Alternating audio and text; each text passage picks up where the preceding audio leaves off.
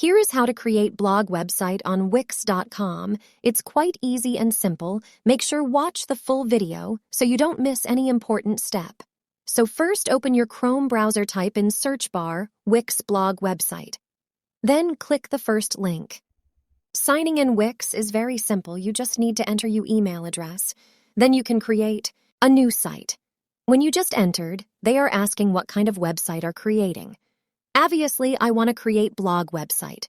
Then you can answer a couple of basic questions, and then tap on templates.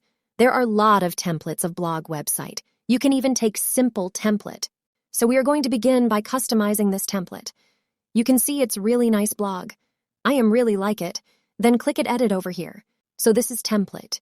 You can change the photos text. Just click on the option. Tap on this option.